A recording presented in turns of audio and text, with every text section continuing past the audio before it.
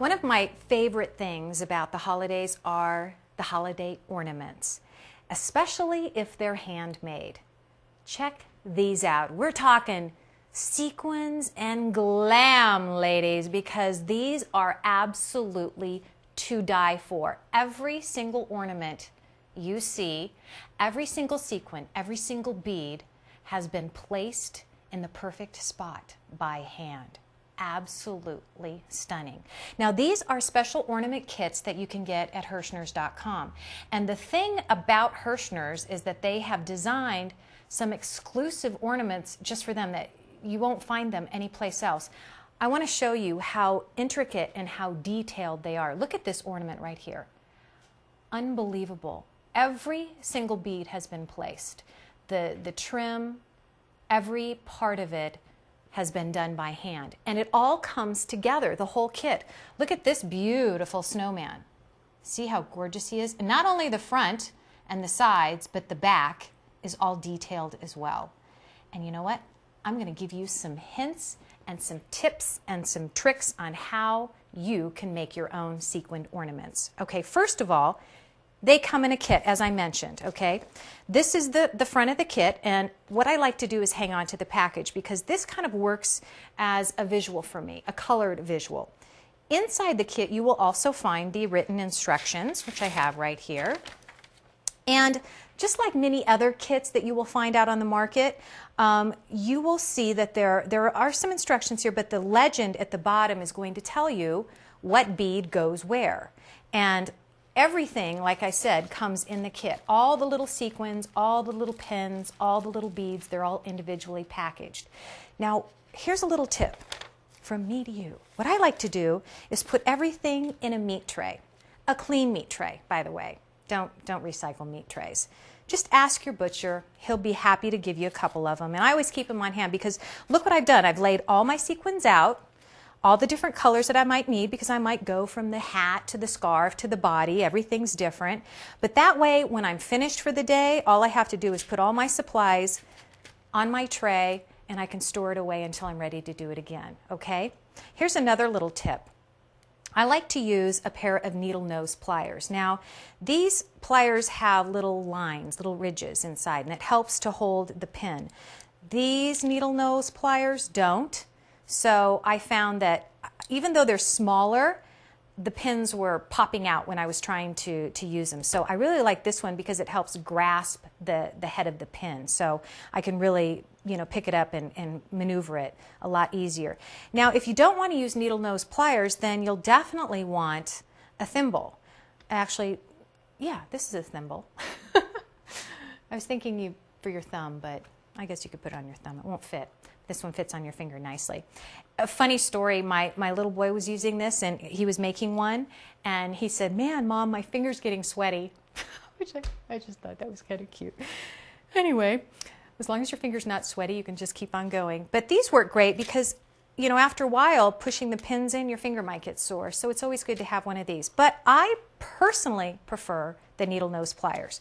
Okay, so let me put my specs on because we're working very close up. The other thing that you're going to want to do is to have a little bit of glue. I just put a little bit of glue in the corner at a time, not a whole lot because it's going to dry out. I'm just using a tacky glue. You can use any type of water-based glue, quick drying glue. I like the tacky glue because it's nice and thick. And what that's going to do is once you put the pin in, and I'll show you that in just a second, it's going to keep it there nice and secure because you're going to spend a lot of time making these and you don't want them to fall apart. Okay, so, here's the other tip. Notice, now when you get the ornaments, they're plain. They're just like this. There's nothing on them. Okay, what I did, let me show you the back of this ornament, is I just took a pencil and I just traced out the pattern of where the scarf is going to be. It's so much easier if you do it that way because that way you have something to follow. Really super easy. I also did it on the front. Even though you have a little form where the hat is, I just drew a little line there. That's where part of the brim, a different bead, is going to go. Just something, kind of a guideline for me. And I even did it with the eyes and the nose and the mouth and the buttons, okay? the scarf is finished, and if you look at the scarf, it's very, very detailed. We're talking about red sequins, then green beads, gold beads, more red sequins, gold, green. It's very intricately designed, and it's the details that really count. Now, do you have to do it exactly this way? No. If you want your scarf to be all red or all green or whatever, you know what? That's completely up to you. So the front of the scarf is done, and I started on the body. And there's a couple of little things I want to point out to you when you're building your sequined ornament, especially if it's a flat ornament like this, okay? First of all, you'll see around the edge here, I've started to do the edge. I like to do the edge and then work my way in. And you'll notice that the sequins are sticking out over the edge ever so slightly. And that's because as I go into the edge, they will kind of overlap each other and you won't see the body, the styrofoam body. Okay, so let me just show you. I'm going to pick up a pen. Now, again, I'm using needle nose pliers because I have fingernails. And if you have fingernails, it becomes really a little bit difficult sometimes to pick these up.